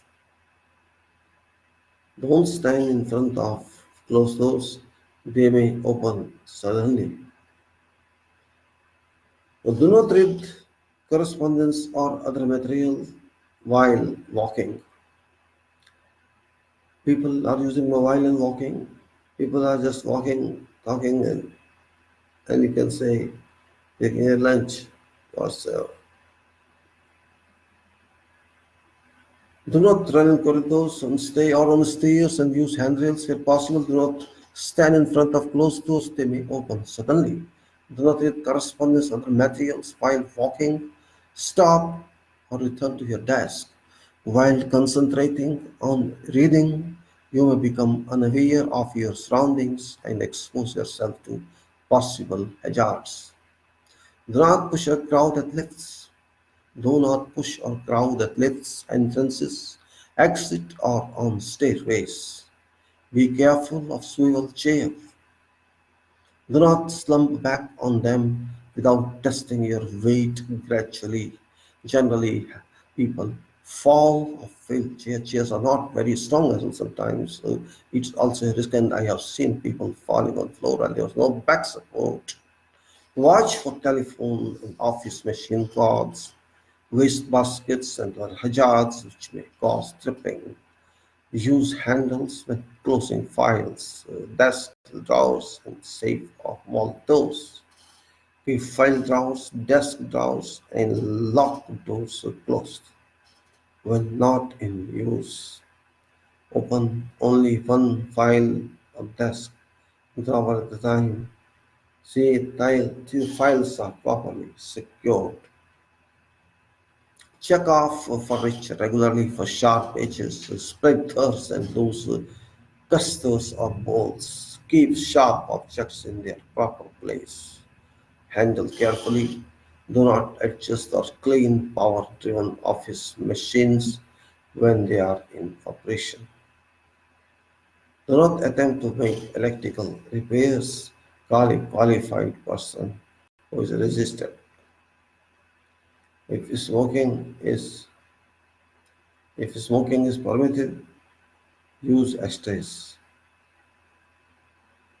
Use ashtrays and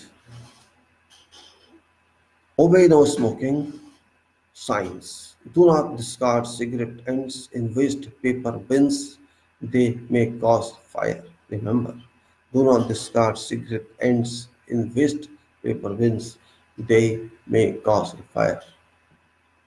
Do not stand on chairs for access purposes. Hearing, conserving, and noise control. Hearing, conservation, and noise control. Engineering or administrative controls shall be used to protect employees against sound levels in excess of those shown in this table. This is permissible noise exposures. First is duration, hour per day, and sound level dB slow response. Say 8, this is duration. 8 is 85, means duration 8 hours. This is 85. Yes.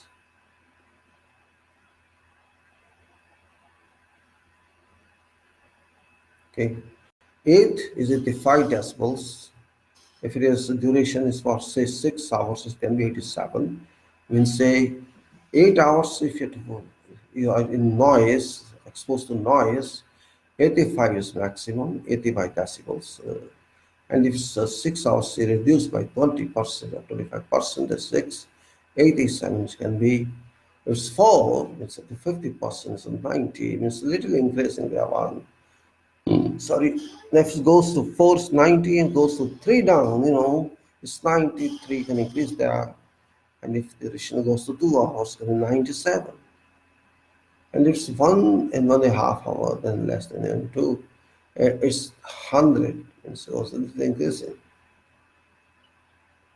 And it's 1 is 103, half is 107, and it's 1/4 or less 110.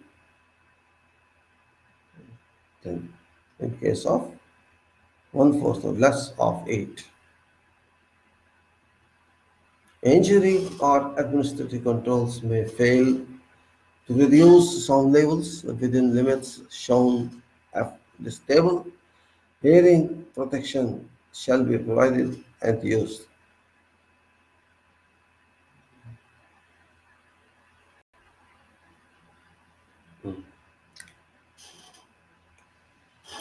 Engineering or administrative controls may fail to reduce sound levels within limits shown in this table. Hearing protection shall be provided and used.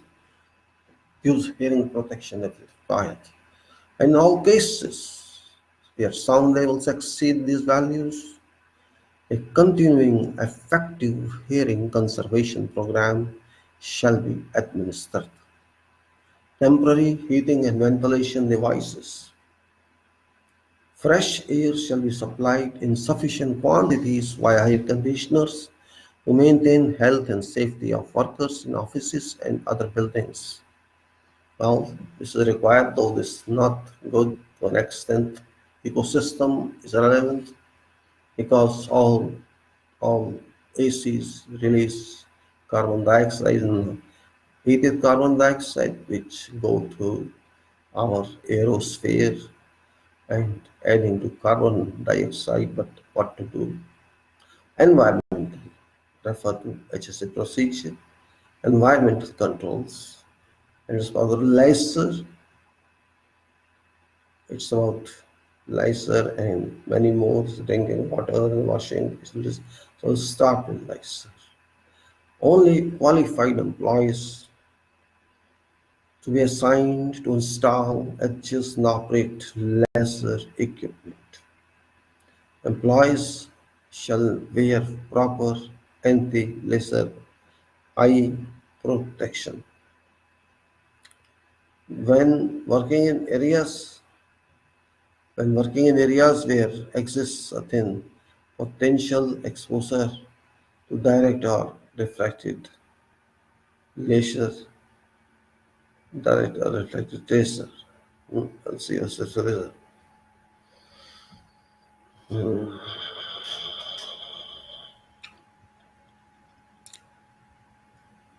Employees shall wear proper anti-laser eye protection when working in areas where exists a certain potential exposure to direct or reflected laser light greater than 0.005 watt or 5 milliwatts. Again, I read this. Previous was only qualified employees required to work on that, and employees shall wear proper anti-laser eye protection when working in such areas where exists certain potential exposure to direct or reflected laser laser light greater than 0.005 watts or 5 milliwatts. Beam shutters or caps shall be used or laser turned off when laser transmission is not actually required. When laser is turned unattended for a substantial period of time, such as during lunch hour, overnight, or at change of shift, laser shall be turned off.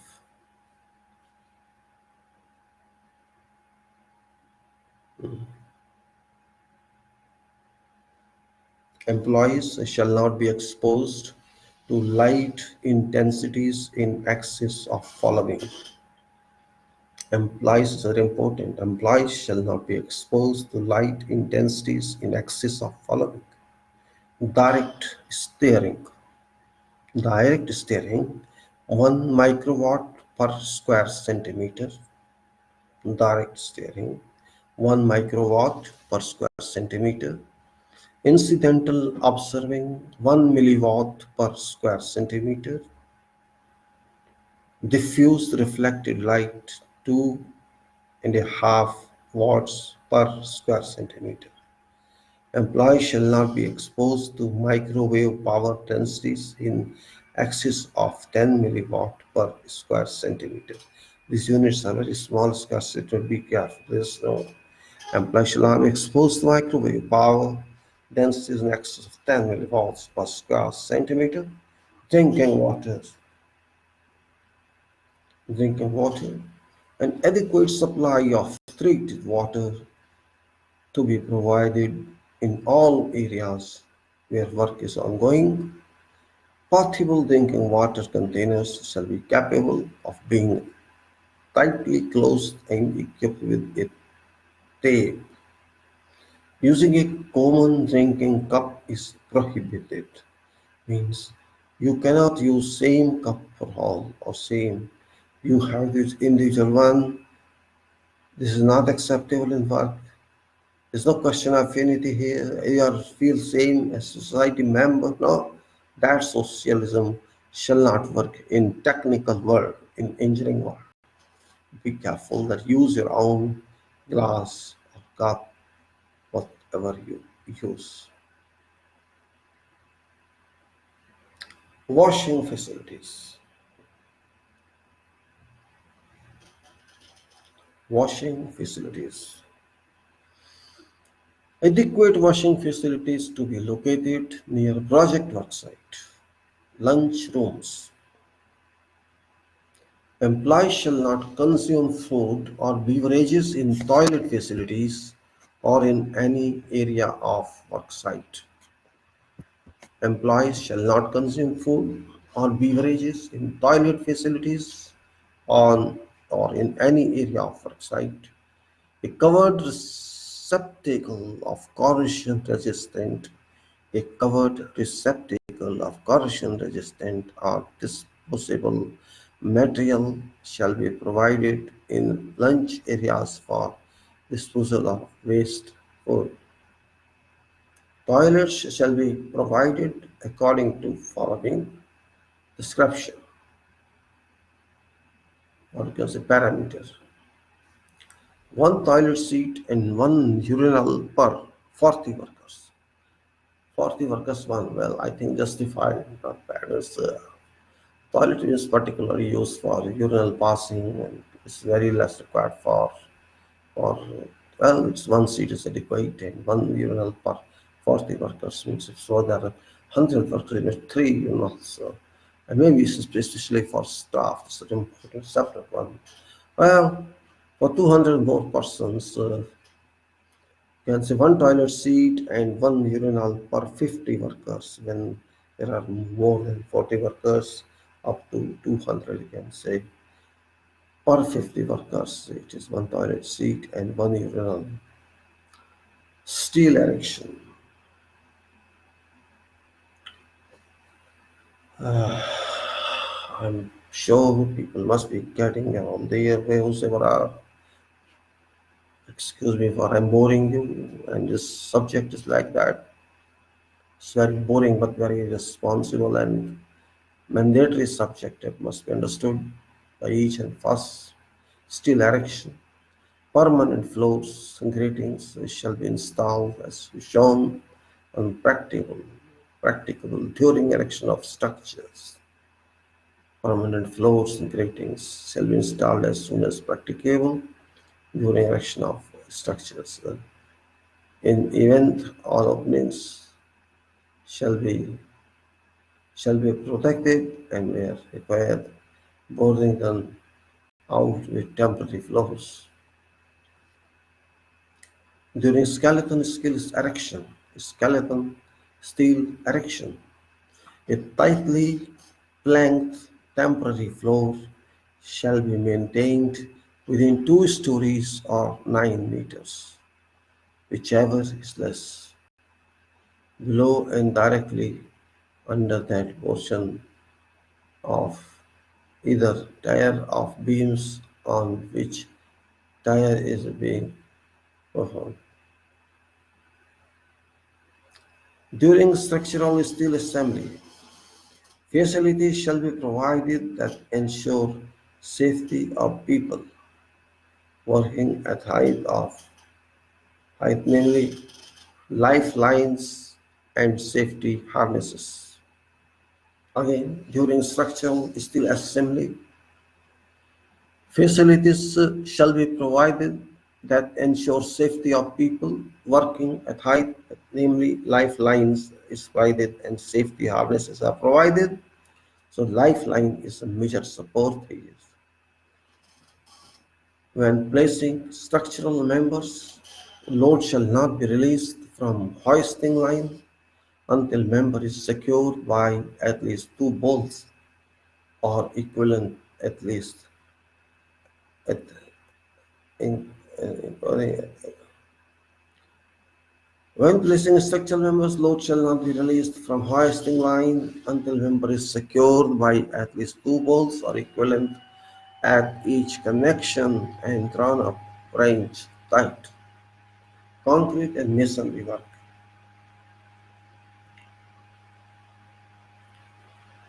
Loads shall not be placed on concrete structure or portion of a concrete structure unless the supervisor,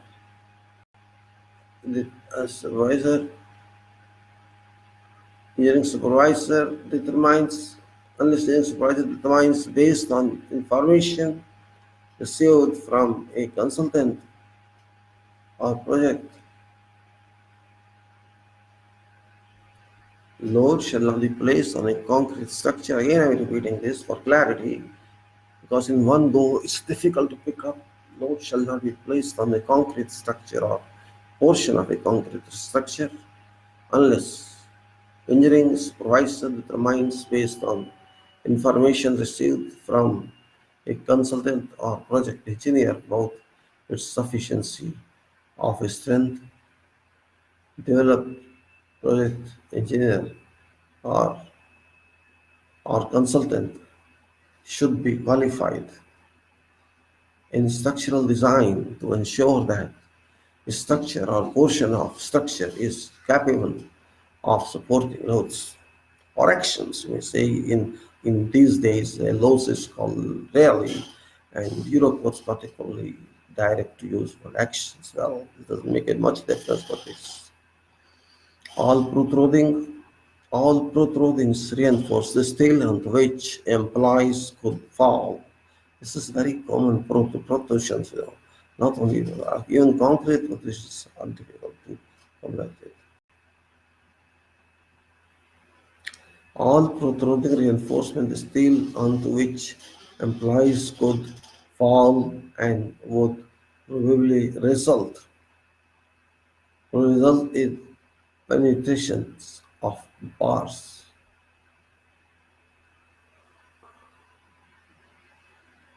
What you say? So penetration of bars into personal body. I repeat, all protruding reinforcement steel onto which implies could fall and would probably result in penetration of bars into personal body. This usually happens, and many incidents have been reported. It shall be guarded to eliminate hazard of impalement. It should be understood that little plastic caps commonly used to fix on rebar do not prevent impingement, but these are just meant to work temporarily or for boring. This is what happens, on every exposed face and they put one ring type rubber or wound plastic and say that was to do. It's very dangerous. It should be understood that little plastic caps commonly used to fix on rebar do not prevent impalement, but these are just meant to work temporarily for warning. No employee shall be permitted to work under concrete skips while while being elevated or lowered into position whenever practicable. Concrete skips shall be lifted into position by a clear route which shall minimize risk of skip dropping into employees. Means skip, I'm talking about bucket it is, we usually call bucket on site. So skip it is. So we are talking about that skip, which is generally used by crane or by tower crane, not by concrete pump. Just we don't be confused. Concrete pump is something different, which I'm talking about. Skip. So whenever practicable, concrete skips shall be lifted into position by a clear route, not ambiguous route, clear route, which shall minimize risk of skip dropping on the employees. Formwork shall be designed, fabricated, erected, supported, braced, and maintained so that it is capable of supporting all vertical and lateral loads that may be reasonable by anticipated. uh, okay.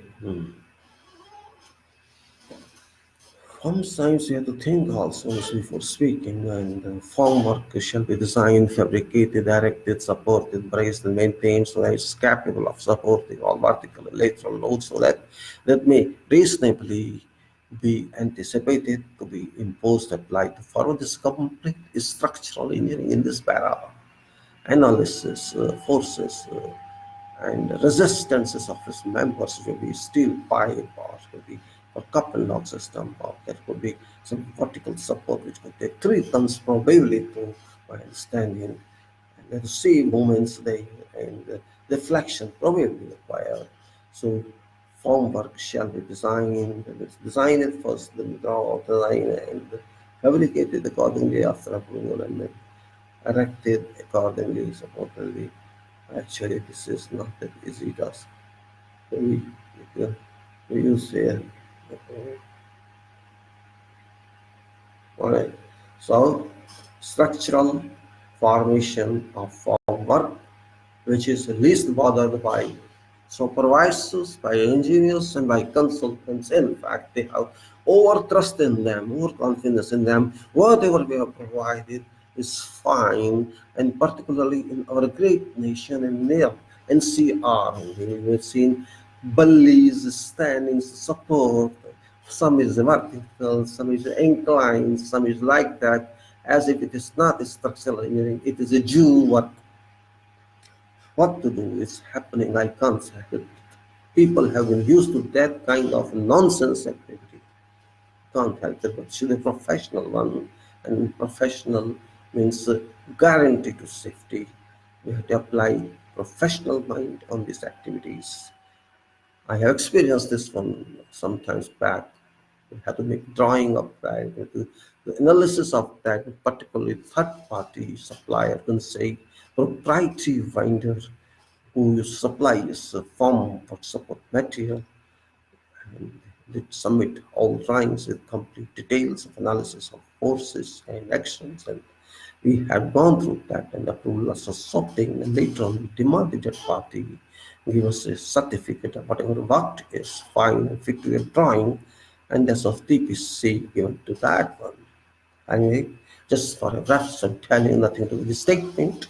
It can be anything, but this is very because you have heard from news that this slab collapse and that slab collapse. Actually, slab doesn't collapse, a form of collapse. And in form of collapse, when everything collapse, people standing on the working collapse.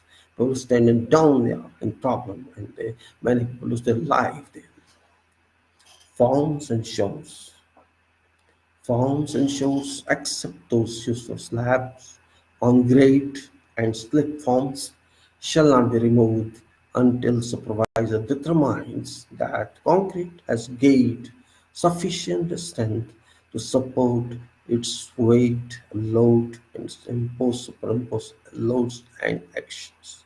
Such determination shall be based on compliance with one of followings. Again, I say, forms and shows, except those used for slabs on grade and slip forms, shall not be removed until supervisor determines that concrete has gained sufficient strength to support its weight and superimpose loads. Such determination shall be based on following. So, supervisor, the term I'm using is not supervisor of labor supervisor, it's an engineering supervisor above engineers, ordinary engineers grade. That is person, like a consultant, you may say, or you may say third party person, or you may say whatever that is, but that was a qualified person, qualified engineer, not just by qualification alone, academic qualification alone, experience added on to that. Howsoever, now such determination, when say refer to provided specifications, refer to provided specifications. Provided specification means specifications that have been referred to, comply with under this contract at national level or international level. It could be Indian specs or Bharat specs, or it could be US specs, or it could be EU specs, whatever has been agreed with, that is referred to. Refer to provide the specifications applicable to project or concrete has been properly tested with an appropriate test method. This is an alternative, but you cannot just depend upon test method alone. I would say You have to see both combinations. Concrete has been properly tested within appropriate test methods designed to indicate concrete compressive strength, and test results indicate that concrete has gained sufficient strength to support its weight and superimposed loads. But question arises, means you're testing cube or you're testing site taken course. Site taken course are not often taken, just cubes in laboratory conditions, under laboratory conditions are tested while your work is not under laboratory conditions. So there's a gap of tally, gap of equality. Either you place these cubes on site and don't keep them in tank, and same way you cure these at time you're curing slab, just cure cubes also. That is not specified, not mentioned, not mandated in the goals, but it's not barred as well. It's not mentioned there, but not barred. We take advantage of laboratory condition, but site condition is not laboratory condition. So there is a gap of few newtons included on course, but that too is not reliable. So it is better if you are able to take risk, keep your cubes on site, cure them there, and then test so that everything is clear, because your slab is having same strength then as your site capped cube got it. You may not agree with me that, but agree or don't agree. I did it practically. I was challenged by someone and we got it successful. It's only fear that stays in all us because laboratory condition doesn't tally with site conditions, not possible. And we are happy that we are testing laboratory under laboratory conditions. Well, it's not an argument question. It's just my information I'm giving you. Ultimately, our aim is site and not laboratory. Then all masonry walls, all masonry walls more than 2.5 meter high shall be adequately braced to prevent overturning and collapse. All masonry walls more than 2.4 meter high or 8 feet shall be adequately braced to prevent overturning and collapse unless wall is adequately supported so that it shall not overturn or collapse. Bracing shall remain in place until permanent supporting elements of structure have been constructed. Lift slab operations shall be planned and carried out in accordance with a rigging study developed by rigging engineer experienced in lift slab constructions. Lift slab construction, I'm talking. Lift slab operations shall be planned and carried out in accordance with rigging study developed by rigging engineer experienced in lift slab construction. Such plans and designs shall be implemented by project slash facility and include detailed instructions with sketches indicating prescribed method of erection. Jacking equipment. Jacking equipment shall be capable of supporting at least 2.5 times load being lifted during jacking operations, and equipment should not be overloaded. Jacking equipment shall be capable of supporting at least 2.5 times load being lifted during jacking operations, and equipment should not be overloaded. This is factor of safety considerations included in this jacking equipment, means 2.5 times. Factor safety means it should that much strong. So you can say 40% efficiency here. No employee except those essential to jacking operation shall be permitted in building slash structure while certain jacking operation is ongoing unless building slash structure has been reinforced sufficiently to ensure its integrity intact during erection.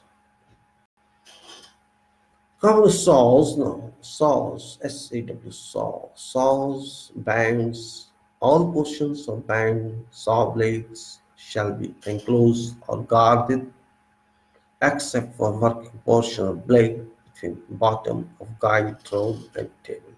Guide rolls and table. Band saw wheels shall be fully encased. Saws portable circular. Portable power-driven circular saws to be equipped with guards above and below base plate or shoe. Lower guard shall cover saw to depth of teeth except for arc minimum arc required to allow proper retraction and contact with work and automatically return to covering position when blade is removed from work. This is saw portable circular. Circular saw is a portable one. Saw radial. Radial saws shall have an upper guard that completely encloses upper half of saw blade. A device that shall automatically adjust to thickness of and remain in contact with material being cut shall guard size of lower exposed portion of blade. Radial saws used for ripping shall have non-kickback fingers or docks. Radial saws shall be installed so that cutting head returns to starting position when released by operators. Saws swing or sliding cutoff. All swing or sliding cutoff saws shall be provided with a hood that completely encloses upper half of saw. Limit stops shall be provided to prevent swing or sliding type cutoff saws from extending beyond front or back edges of table. Each swing or sliding cutoff saw shall be provided with an effective device to return saw automatically to back of table when released at whatever point of its interval or travel. Sorry. Again, each swing or sliding cutoff saw shall be provided with an effective device to return saw automatically to back of table when released at whatever point of its travel. Inverted sawing of sliding cutoff saws shall be provided with a hood that covers part of saw that protrudes above top of table or material being cut. Now come on to saws and tables. Circular table saws. Circular table saws shall have a guard over portion of saw above table.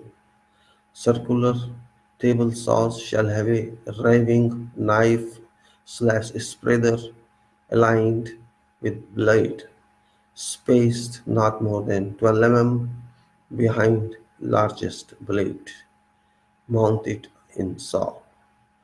This provision does not apply when grooving or repeating. Circular table saw used for ripping shall have non-kickback fingers or dog. Feather attachments shall have feed rolls or other moving parts covered or guarded so as to protect operator from hazardous points.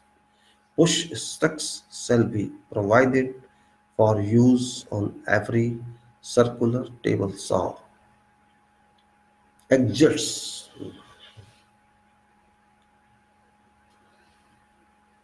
Every building, every building designed for human occupancy to be provided with exits sufficient to permit a prompt escape of occupants in case of emergency.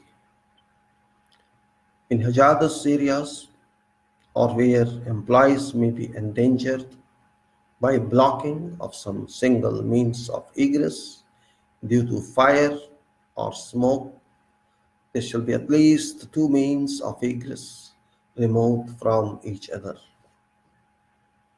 Exits, way of approach, and travel from exits shall be maintained so that they are unobstructed and accessible at all times. All exits shall discharge directly to an open space that gives safe access to a public way. Exit doors serving more than 50 people or at high hazard areas shall swing in direction of exit travel. Readily visible, suitably illuminated exit signs shall mark exit. Readily visible, suitably illuminated exit signs shall mark exits. Exit signs shall be distinctive in color and provide contrast with surroundings. Where EXIT exit shall be plainly legible, letters not less than 150 mm high. 150 mm high means 6 inches high. Flagmen. Flagmen or other appropriate traffic controls to be provided if signs, signals, and barriers do not provide necessary protection on or adjacent to road or street. Flagsmen shall be provided with and wear a red or orange high visibility or fluorescent warning against while flying.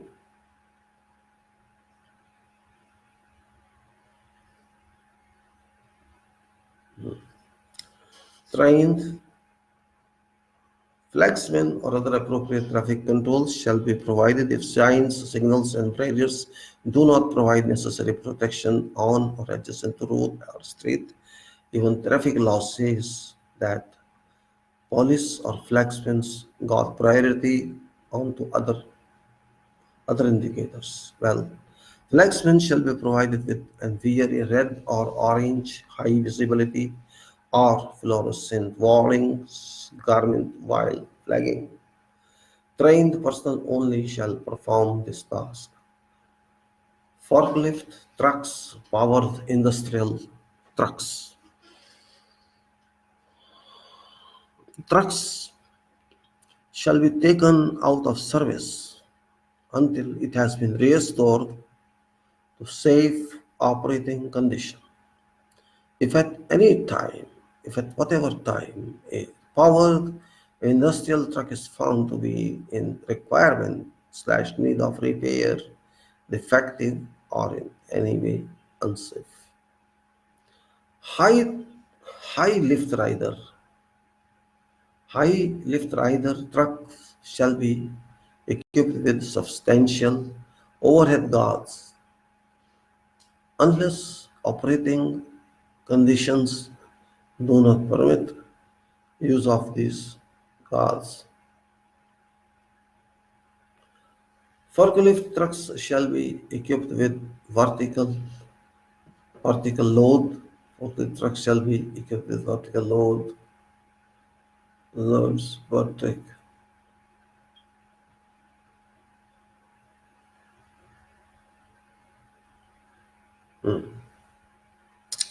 Brakes of trucks shall be, forklift trucks shall be equipped with vertical load brake rest extension When types of loads present a hazard to operators, brakes of truck shall be set and wheel chocks placed on the rear wheels. Brakes of truck shall be set and wheel chocks placed on the rear wheel to prevent movement of trucks and trailers while loading or unloading.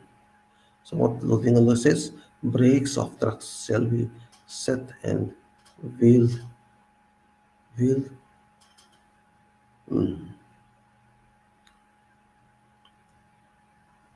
but with again, brakes of truck shall be set and wheel chocks are placed on the rear wheels to prevent the movement of trucks and trailers while loading or unloading. Trained and authorized operators only should be permitted to operate a powered industrial truck.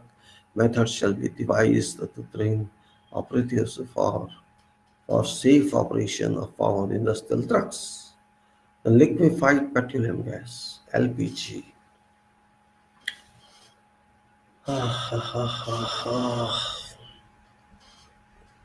We are getting late.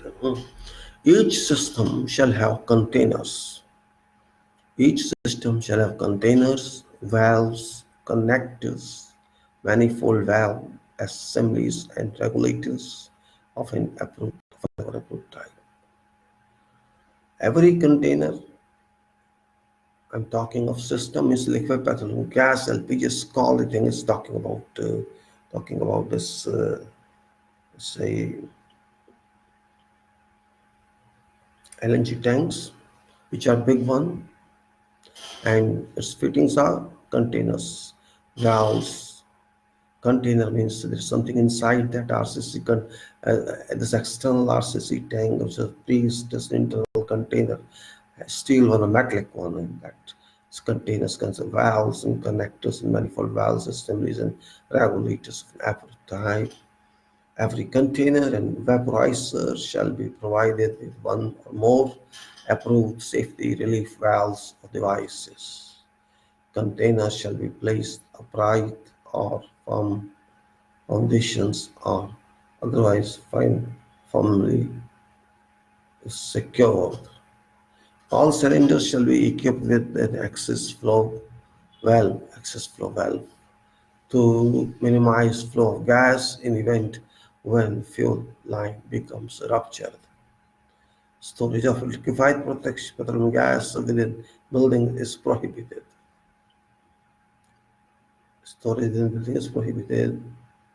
Storage locations shall have at least one approved portable fire extinguisher rated not less than